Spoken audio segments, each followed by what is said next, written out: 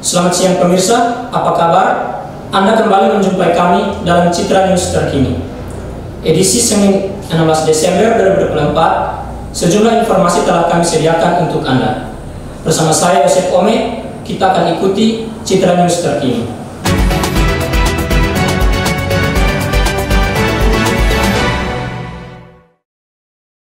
Menjelang Natal dan Tahun Baru, kenaikan harga pokok bahan kue tidak dapat dipungkiri. Banyaknya permintaan dari konsumen membuat harga pokok bahan kue mengalami kenaikan yang mempengaruhi harga dari kue tersebut mengalami peningkatan. Kenaikan harga pokok bahan kue belakangan ini menjadi sorotan utama di kalangan pelaku industri, makanan, dan masyarakat umum.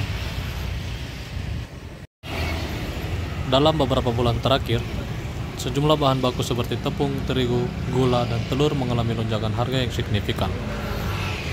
Kenaikan harga ini juga berpengaruh terhadap beberapa hal, mulai dari jumlah produksi, jumlah pelanggan, kenaikan harga kue, sampai dengan jumlah omset yang didapat tahun ini dibanding omset tahun lalu. Sangat iya, biasa kali ini pokoknya dia agak naik kuenya jadi biasa agak. Oh ya, mempengaruhi customer juga. Iya. Oh, iya. Iya, omset tahun ini dengan tahun kemarin sangat berbeda. Tahun kemarin bagus, kali ini menurun ya. Karena mungkin kemarin pilkada toh jadi banyak. Oh iya. Menurun ini harga. Penurunan. Harga 25 sampai 35, ada yang 40. Beraneka macam. Kalau cemilan 25. Ada 25, 35 bisa. Ini harga kue ini sudah termasuk dari karena kenaikan bahan juga atau? Iya, sudah kenaikan. Kemarin 30, sekarang 35. Oh iya. Yang harga 20 sekarang 25. Karena naik. Oh, iya. 5.000.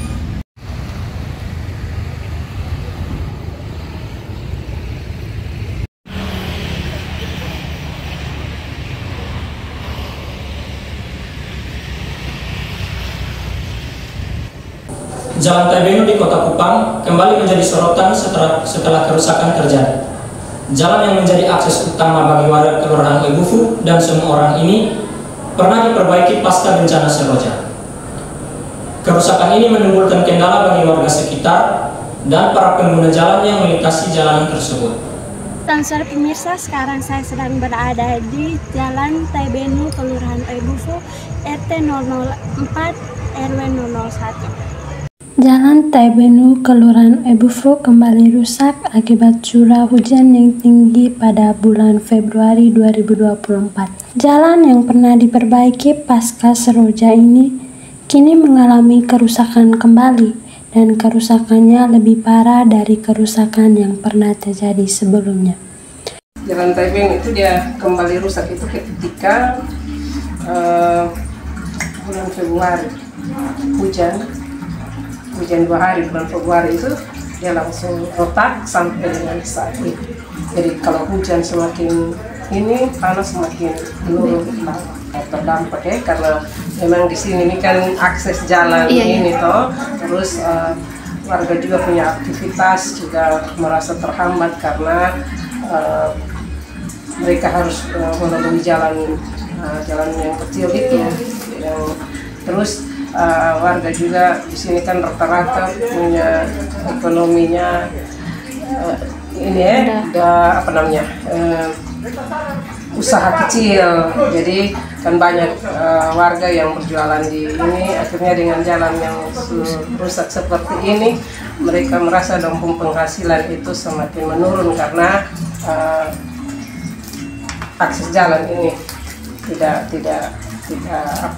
maksimal karena memang jalan dalam keadaan rusak seperti ini. Jadi memang dilarang untuk bukan dilarang sih, hanya maksudnya kendaraan yang ini tidak bisa melewati jalan ini lagi. Waktu Seroja itu dia kerusakannya tidak separah yang sekarang ini, malah yang sekarang ini lebih parah lagi dia punya kerusakannya lebih besar. Kalau untuk dari warga sih ketong pokoknya ada upaya untuk ini, tapi Kotong berupaya untuk menyampaikan Kotong punya pengeluhan ini tentang kerusakan jalan ini kepada kelurahan, dan dari kelurahan itu Kotong minta supaya menyampaikan ke dinas yang terkait yang berkaitan dengan PUPR. Mungkin juga kakak dari kerusakan ini warga juga, atas warga Kotong kesepakatan warga untuk Kotong menyampaikan Kotong punya keadaan ini kepada pemerintah Kelurahan Ebufu, dan Kotong bersyukur baru-baru ini Kotong sudah mendapatkan jawaban, yaitu di mana dari PUPR dan konsultan sudah datang ke warga. Jadi Kotong sudah sempat rapat untuk mereka mengatakan bahwa jalan ini akan diperbaiki pada tahun depan, jadi mungkin sekitar April. Jadi waktu itu Kotong diminta untuk mengumpulkan beberapa warga, tokoh masyarakat, dan juga tuan tanah. Nanti karena jalan ini nanti kalau ketika dong perbaiki itu akan kasih lebar, dan tentu ada orang punya tanah jadi minta persetujuan dari itu. Jadi kita sudah sepakati bersama, tuan tanah juga sudah bersedia untuk kasih tanah, dan minta mungkin berapa meter ke sebelah kanan dan sebelah kiri untuk mereka perbaiki jalan yang ini, karena dananya cukup besar katanya. Ya kalau mungkin waktu itu dong sampaikan bahwa dananya untuk perbaikan ini sekitar 13, sekian M. Jadi artinya ketika Kotong mendengar itu, warga semua juga sudah merasa senang, karena ketika diperbaiki tentu pasti Kotong punya aktivitas kembali berjalan seperti biasa. Dan Kotong pengharapan bahwa pemerintah dapat bertindak dengan cepat supaya kegiatan cara, apalagi ini jalan ini kan fasilitas umum lewat sini juga. Jadi kalau tidak diperbaiki ya kasihan. Kami kan tinggal beberapa rumah di sini. Kalau misalnya kalau hujan terus menerus, longsor kan. Kerusakan jalan TBNU sangat berpengaruh pada aktivitas warga. Kini sudah terdapat bantuan dari pemerintah untuk memperbaiki jalan ini yang akan dilaksanakan pada bulan April 2025. Besar harapan warga terhadap proses perbaikan jalan ini. Saya Vini Bailamen kembali ke studio. Pabrik air mineral Bonefit kini dalam proses pembangunan yang bertempat di Desa Bomata. Pembangunan ini akan menambah pabrik air mineral yang sebelumnya ada Agomor dan Aquafit, kini ditambah dengan pabrik Bonefit. Dengan pembangunan pabrik ini akan sangat memudahkan masyarakat dalam memproduksi air mineral dan bisa menambah pertumbuhan ekonomi masyarakat lokal. Terima kasih rekan Ome di studio. Pemirsa, sekarang saya sudah berada di pabrik pembangunan air mineral Bonefit, dan mana seperti yang kita ketahui di belakang saya sedang ada proses pembangunan pabrik Bonefit.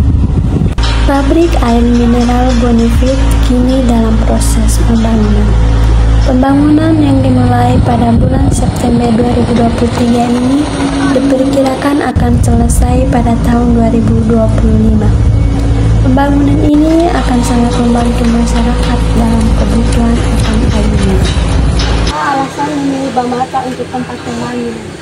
Karena Bomata kan di luar kota kan, area kabupaten, pokoknya jauh dari area pemukiman, sekalian dengan dekat dengan mata air toh.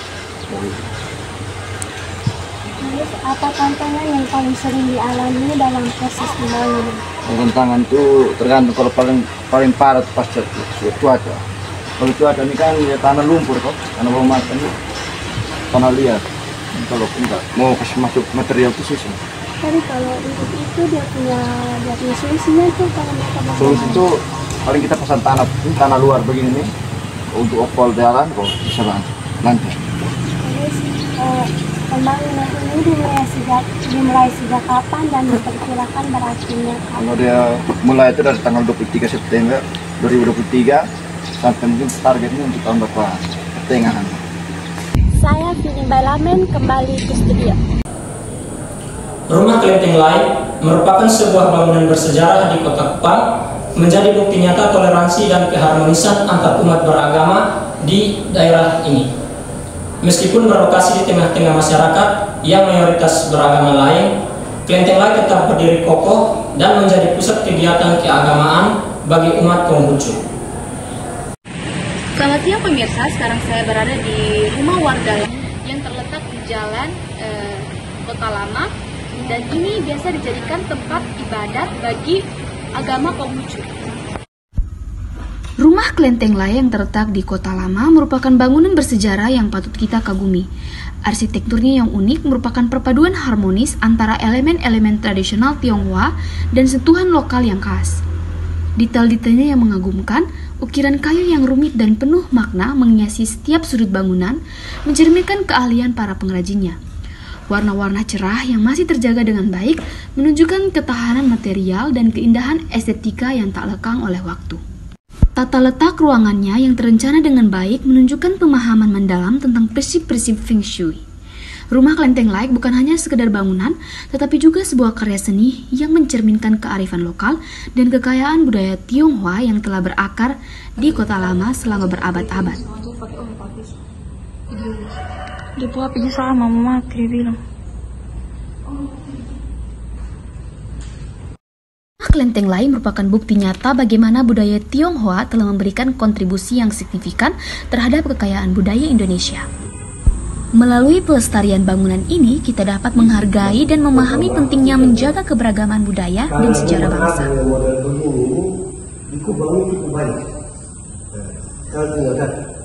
Pendatang satu dulu di Jalan Nusa Jaya itu, ini bangunan 1865, zaman Belanda, bangun zaman Belanda. Kira-kira di sini siapa yang tinggal dahulu? Maksudnya? Tinggal terlebih dahulu. Wih, kalau dia datang bangun sini siapa itu sentau. Zaman Belanda 1865 patut sentau. Kita orang tua tidak tahu apalagi kita.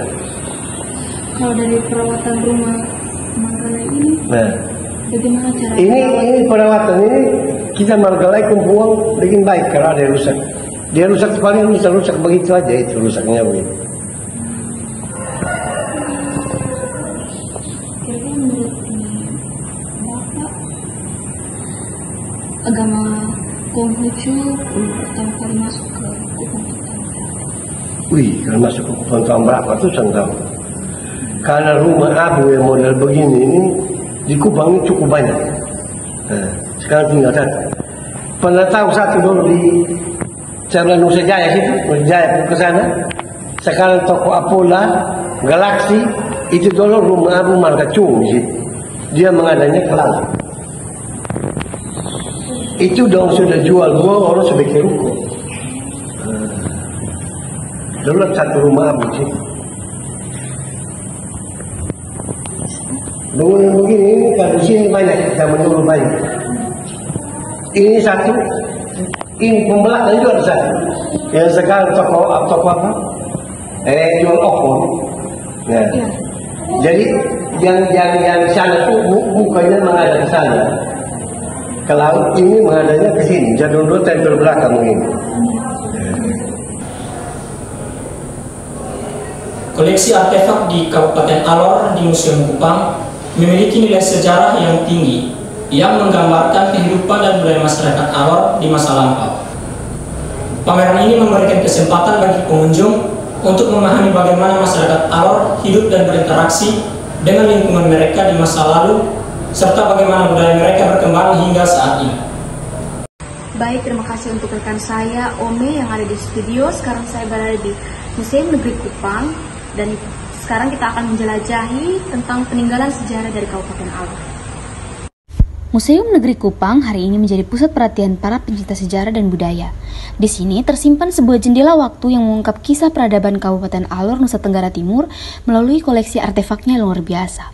Bukan sekedar benda-benda kuno, tetapi saksi bisu perjalanan panjang sebuah masyarakat yang kaya akan tradisi dan budaya.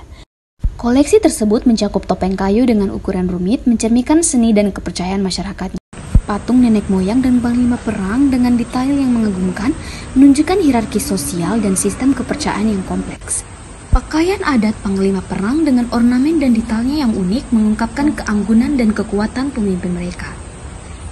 Sarung wanita yang elegan dan moko Makassar pareh ate wengeni yang sakral, tombak atau tureng sebagai simbol kekuatan dan gerang pelunggu, lasing sebagai perhiasan bernilai tinggi merupakan bagian dari cerita yang lebih besar tentang Kabupaten Alor.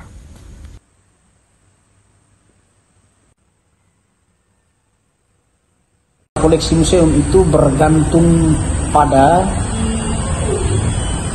bahan pembuatan koleksi museum. Contoh tadi logam saya sudah contoh. Kayu sama konsepnya dengan logam, bahwa kita menggunakan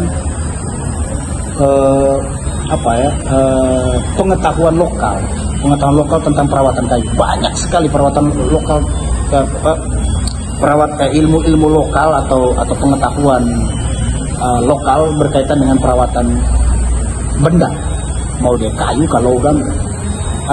Kayu itu kita sekarang di kayu kita menggunakan cara yang digunakan, kita terapkan cara yang digunakan oleh para pengrajin jati dari Jepara. Kan biasa orang bilang jati Jepara bagus ya, bukan cuma bagus karena dia kuat, tapi bagus juga karena dia terawat. Karena bahan perawatan yang mereka gunakan itu bahannya di pasar kita bisa dapat, sama kita bisa bilang logam. Jadi misalnya kita kalau kayu kita menggunakan cengkeh, kita menggunakan lada, kita menggunakan sebenarnya tembakau dulu. Tembakau kita cengkeh, campurin cengkeh, campur dengan merica, lada, direndam air. Usahakan airnya jangan air tanah, air dari sumur jangan, karena air sumur kan mengandung tanah tuh, tidak bagus untuk ke benda. Paling tidak airnya itu air yang tersaring, jangan juga mengandung kapur. Karena orang bilang air mineral, ya oke, air mineral. Kalau mau lagi lebih bagus lagi air suling, ya air suling lebih murni karena hanya uap air saja yang tetes, bukan air saringan. Air suling tahu ya, air suling, jadi tahu, bukan suling yang gini, bukan. Air suling itu kayak gini, orang masak air panas, itu kan nanti akan keluar uap tuh. Nah uap air itu disalurkan dalam satu pipa. Tetesan air itu sama kayak orang masak sopi. Tetesan air itu yang disebut dengan air suling. Itu air yang biasa dipakai oleh orang-orang yang kerja di laboratorium untuk mencampur bahan kimia dengan air. Bisa pakai itu, tapi air suling itu mahal sekali. Bisa kita pakai air mineral. Tapi intinya bahwa perawatan koleksi museum menggunakan ilmu yang atau pengetahuan lokal. Tadi saya bilang itu pengetahuan dari Jepara, tapi ada juga yang dari daerah lain dia tidak menggunakan campuran tadi saya bilang tembakau, cengkeh, merica, tidak menggunakan itu. Dia ada yang dia direndam dalam tanah. Ada dia direndam dalam tanah. Jadi Sulawesi Selatan itu mereka rendam dalam tanah. Saya juga tidak tahu bagaimana bisa dia direndam dalam tanah dan tidak menimbulkan kerusakan pada satu benda, kayu terutama. Saya tidak tahu. Tapi apakah itu lumpur tertentu, saya juga tidak tahu. Itu yang saya belum teliti sampai di sana. Artinya belum belajar jauh. Dalam rangka memperingati Hari Juang TNI AD, ratusan prajurit TNI AD, AL dan AU melaksanakan kegiatan karya bakti dengan membersihkan sampah di kawasan Bukit Cinta. Aksi ini tidak hanya bertujuan untuk menjaga kelestarian alam, tetapi juga untuk meningkatkan kesadaran masyarakat akan pentingnya menjaga kebersihan lingkungan. Selamat pagi pemirsa, sekarang saya sudah berada di lokasi Bukit Cinta, tepatnya pada kegiatan karya bakti dalam memperingati Hari Juang TNI Angkatan Darat. Dalam rangka memperingati Hari Juang TNI Angkatan Darat, prajurit TNI AD, AL, AU serta Polri di Kota Kupang menggelar kegiatan karya bakti yang bertujuan untuk menjaga kebersihan dan kelestarian lingkungan. Sebagai bagian dari wujud pengabdian kepada masyarakat, hari ini ratusan prajurit TNI AD bersama warga setempat turun ke jalan utama Kota Kupang untuk melakukan pembersihan sampai di berbagai titik strategis. Kegiatan ini berlangsung dengan penuh semangat gotong royong di mana TNI dan masyarakat bekerjasama membersihkan sampah yang menumpuk di sepanjang jalan. Hasil konkretnya bisa dilihat dari ujung jalan yang di arah putar balik itu sampai ke ujung sana, semuanya sudah kita bersihkan. bersih semua, tidak ada sampah organik maupun sampah organik yang liar itu semua sudah kita bersih. Mudah-mudahan nanti ini hasil tidak masyarakat untuk tidak membuang sampah juga diharapkan bersih. Kasus KDRT di Kota Kupang menunjukkan peningkatan yang signifikan. Lembaga Advokasi Perempuan dan Anak APIK NTT mengungkapkan berbagai faktor penyebab termasuk tekanan ekonomi, pola asuh yang kurang sehat, dan minimnya kesadaran hukum di kalangan masyarakat. LBH APIK NTT yang dikenal sebagai tempat untuk rehabilitasi dan pembinaan kini dihadapkan pada tugas berat untuk menangani dampak dan kejadian dari KDRT. Kasus KDRT ini mencakup berbagai bentuk kekerasan mulai dari kekerasan fisik, psikologis yang terjadi di dalam lingkungan keluarga. Untuk jenis bantuan yang diberikan oleh lembaga bantuan hukum kepada mitra kami yang datang ke sini, yang pertama itu tentu bantuan hukum. Yang kedua itu pelayanan medis atau psikososial. Jadi untuk medis itu biasanya kita misalnya membawa korban ke rumah sakit, terus misalnya visum, atau misalnya membawa korban ketika mungkin mengalami kerusakan alat-alat reproduksi gitu. Terus kalau yang psikososial kita berkomunikasi dengan teman-teman psikolog untuk mendapatkan pelayanan kesehatan atau mendapatkan pelayanan rumah aman. Kalau dari total kasus itu sekitar ada ya mungkin di bawah 20-an kasus. Duel sengit di atas ring, Miguel tumbangkan Inky dalam pertarungan epik Diamond Boxing Kota Kupang. Miguel berhasil mengalahkan Inky melalui kemenangan poin di ronde ketiga. Duel ini tidak hanya menampilkan keahlian teknis kedua petinju, tetapi juga menjadi ajang pembuktian kekuatan dan strategi di atas ring. Pertandingan tinju Diamond Boxing Kupang yang berlangsung di Epoi pada 15 Desember menjadi sorotan pencinta olahraga tinju setelah mempertemukan dua petinju asal Kupang. Duel yang berlangsung selama 3 ronde ini menyuguhkan aksi dramatis sejak bel ronde pertama berbunyi, di mana kedua petinju saling melancarkan pukulan agresif dan strategi bertahan yang penuh perhitungan.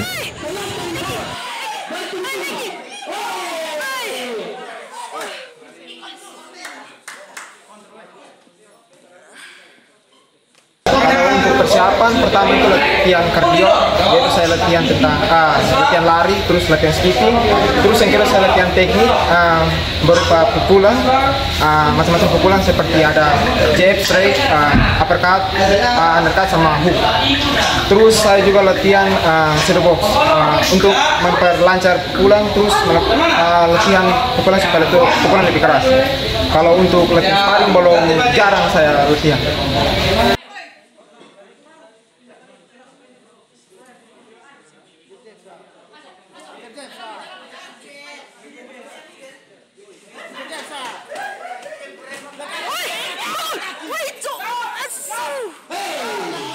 Dengan kombinasi serangan cepat dan pertahanan yang kokoh, Inky berhasil memanfaatkan celah di ronde pertama dan menjatuhkan Miguel melalui power keras tangan kirinya.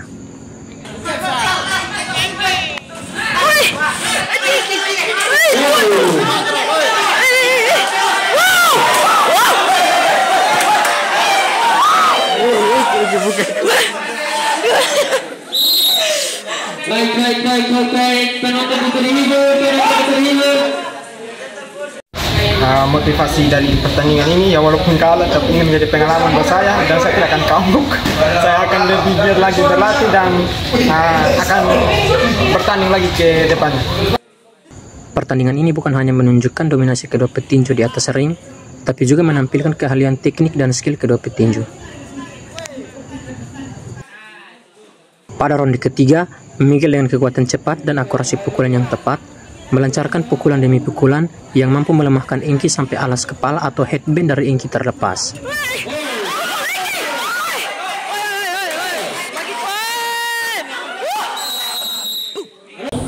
Saya Yosef Ome, mewakili seluruh kerabat kerja yang bertugas, pamit undur diri. Selamat siang dan sampai jumpa.